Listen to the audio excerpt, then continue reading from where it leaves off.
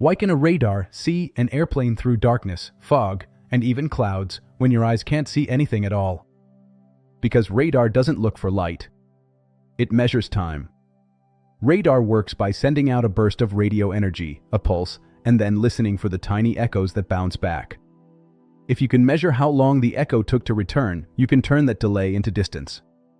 And if you know which direction your antenna was pointing when the echo came back, you know where the target is. Think of it like shouting in a canyon.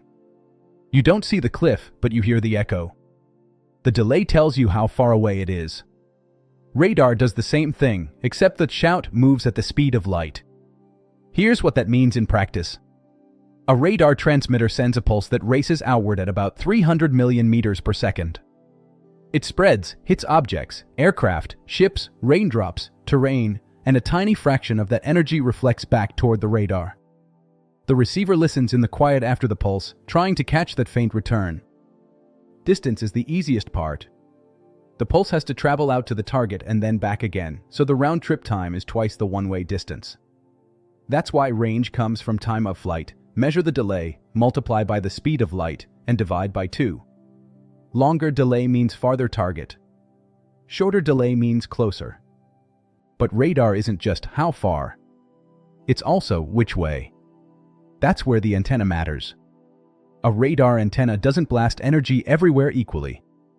It concentrates the pulse into a beam, like a flashlight, but with radio waves. The narrower the beam, the more precise the direction. Now rotate that beam, or steer it electronically, and you can sweep across space. Each time the beam points somewhere new, the radar sends pulses and listens for echoes from that slice of sky. Over time, those slices build a full picture, a map made of timing and angles. Now let's talk about detail. Why can some radars separate two nearby objects, while others blur them into one? Range resolution, how finely you can distinguish distance, depends heavily on pulse width and bandwidth. A long pulse is like a long shout, the echo overlaps itself, and two nearby targets can smear together. A shorter pulse, or a pulse with more bandwidth that can be compressed in processing, produces a tighter time stamp on the return. That tighter stamp lets the radar separate targets that are close in range. But every advantage has a cost. Shorter pulses can mean less total energy and weaker echoes. So radar designers trade pulse length, power, and processing to get the picture they need. And radar can do something your canyon echo can't. It can measure motion. If a target is moving toward the radar, the returned wave is slightly shifted, its pattern is squeezed. If it's moving away, the pattern is stretched. That's the Doppler effect.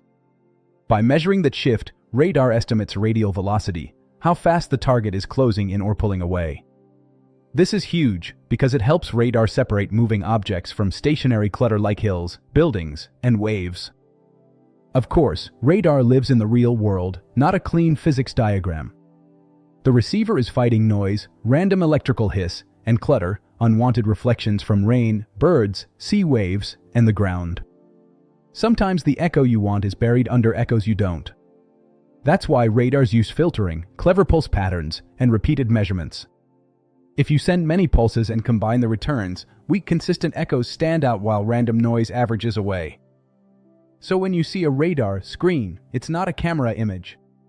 It's a timed reconstruction, beams sweeping, pulses traveling, echoes returning, and algorithms deciding what's real. That's radar's secret. It doesn't see with brightness. It sees with delay, direction, and change. Now here's a question for you. If radar relies on echoes, what do you think happens in heavy rain? Does radar get better because there are more reflections, or worse because the clutter overwhelms everything? And what should we break down next? Radar versus lidar, or how stealth tries to beat radar?